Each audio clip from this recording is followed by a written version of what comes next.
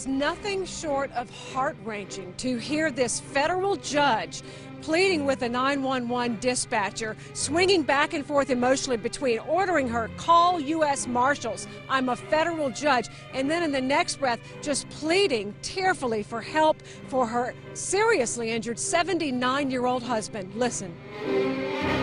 Indian Hill 911. Yeah, 911. This is Judge DeLotte. We Uh-huh. have a home invasion. Okay, I have an officer at your house right now. Please send more. There's 3 black men with guns at our house. They're in your house right now? Yes. Okay. My husband and the dogs are still there. There's 3 black men with guns and masks in our house.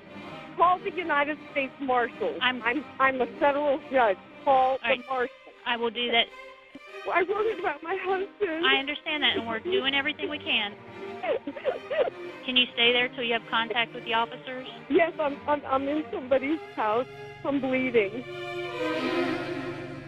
DeLotte bleeding from her feet because she ran a mile through thick woods to get to a neighbor's house. The first neighbor didn't answer the door, didn't know who this woman was, had to go to another neighbor's house to call for help.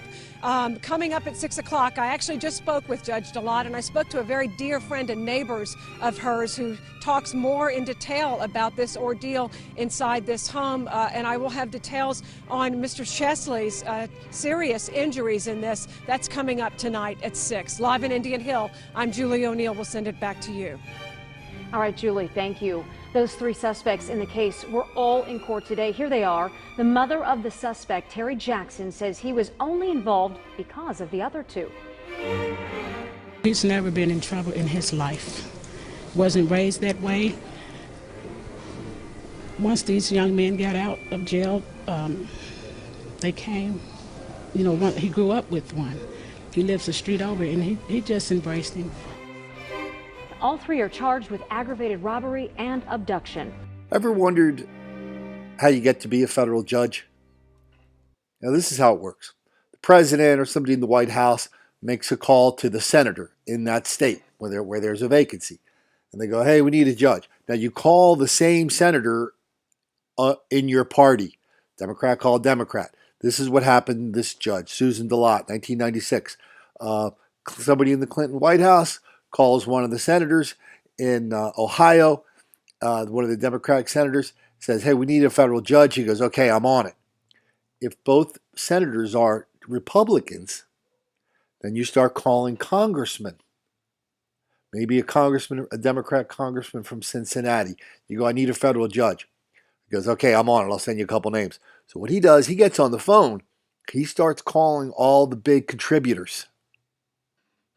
I've been in the room when the calls were made from elected officials. I've been in the room when the calls were received from big contributors.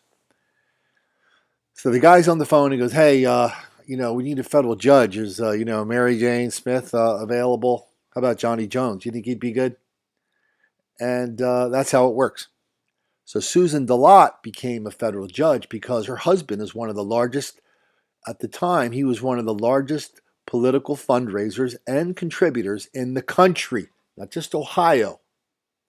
He was a personal injury lawyer, a trial lawyer. They called him the master of disaster. He had a couple really high-profile, multi-million-dollar cases, probably multi-hundred-million-dollar cases involving drugs and other things where he was very successful, won a big chunk of change, ended up buying the largest house in Cincinnati. He actually ran into a bit of legal trouble over the last couple of years. So to me, it's kind of doubtful that his wife could be appointed to a federal judgeship today, knowing what he went through over the last couple of years. But anyway, let's get back to the judge, Judge DeLotte. Big liberal. The local paper says she's the quintessential liberal Democrat. Very proud of that. One of her very first cases when she got into court, when she got on the federal bench, was racial profiling. The NAACP and a bunch of black people in Cincinnati sued the police department. They said the police were picking on black people in Cincinnati for no reason whatsoever. So Judge DeLotte presided over the case, issued a bunch of rulings, issued a settlement, basically outlawing what she called racial profiling, tied the police hands, and Cincinnati since then has become like every other city of its size and its type, much more dangerous, much less livable. You guys might remember just last year during Memorial Day on video, the son of the district attorney and his girlfriend had the hell beat out of them on videotape. That was one of those stories that kind of like trickled out day after day after day. But about a week, they finally figured out like dozens of black people were roaming through downtown Cincinnati on Memorial Day, called the Taste of Cincinnati, beating the hell out of all kinds of people. People at bus stops, members of gay dance clubs, little old ladies, regular guys. So Cincinnati has a problem with racial violence and denial. A lot of people trace it right back to Judge DeLotte. So, a bunch of black people break into the judge's home. She runs a mile away, picks up the phone. What's the first thing she says? "There's a bunch of black people in my house robbing me and my husband." I think that's racial profiling, Judge. The kind of profiling you outlawed. Look, I'm sorry if it seems I'm taking a little delight in the judge's predicament.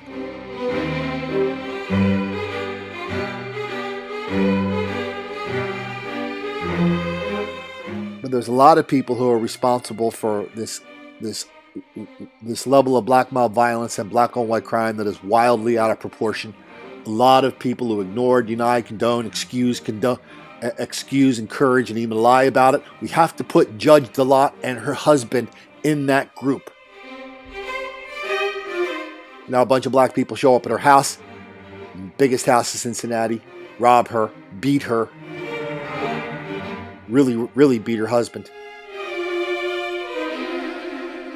Okay, so I'm sorry. Sorry it happened. But Judge, what did you think was going to happen when you stopped the police from doing their job? Do you think you were exempt from this black on white crime? Did you think the criminals were going to know you as some kind of like grand white protector and you were going to get a pass?